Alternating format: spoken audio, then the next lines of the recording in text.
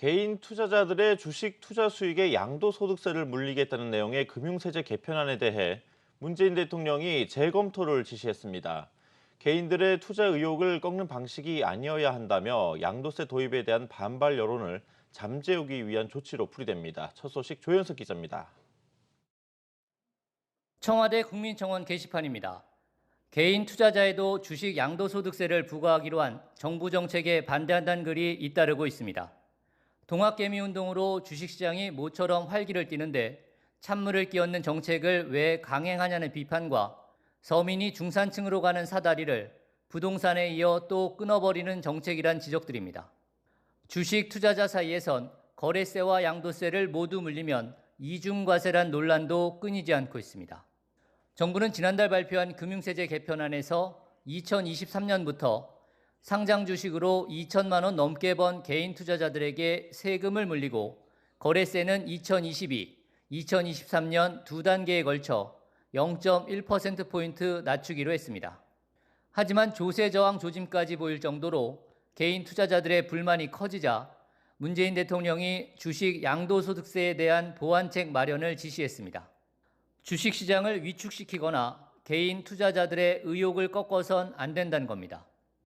문 대통령은 코로나로 어려운 시기에 주식시장을 떠받쳐온 동력인 개인 투자자들을 응원하고 주식시장을 활성화하는 데 목적을 둬야 한다고 강조했습니다.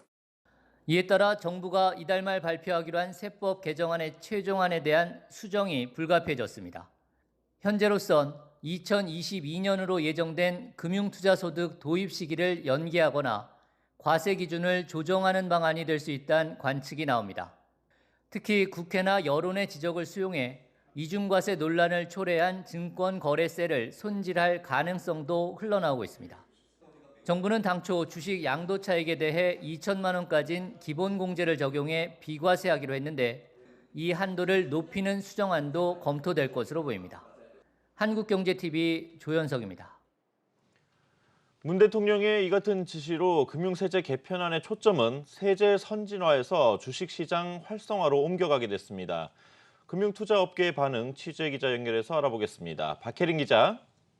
네, 문재인 대통령이 사실상 금융세제 선진화 방안에 대한 재검토를 시사한 데 따라 금융투자업계의 기대감이 높아지고 있습니다. 업계는 문 대통령의 오늘 발언으로 금융소득 과세의 시행 시기가 연기되거나 과세 기준선이 상향 조정될 수 있을 것이라고 보고 있습니다. 대통령이 직접 지시한 만큼 당장 내년도 세법 개정안에 증권거래세 잠재적 폐지안을 포함할 가능성이 커졌다는 관측도 나옵니다.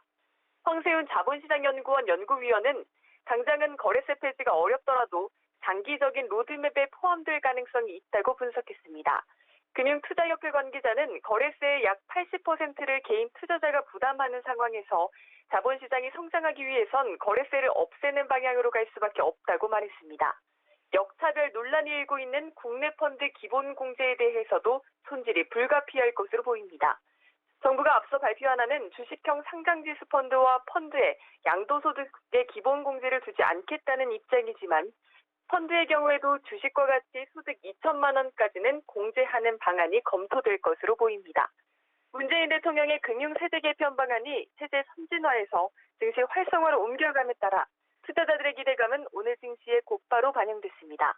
오늘 증권업종 지수는 어제보다 3.45% 상승 마감했고 특히 개인 투자자들이 가장 많이 거래하는 키움증권의 경우 주가가 9.34% 올랐습니다. 기재부는 업계 의견 수렴 절차를 거쳐 다음 주 중 공식 정부안을 발표할 예정입니다. 한국경제TV 박혜린입니다.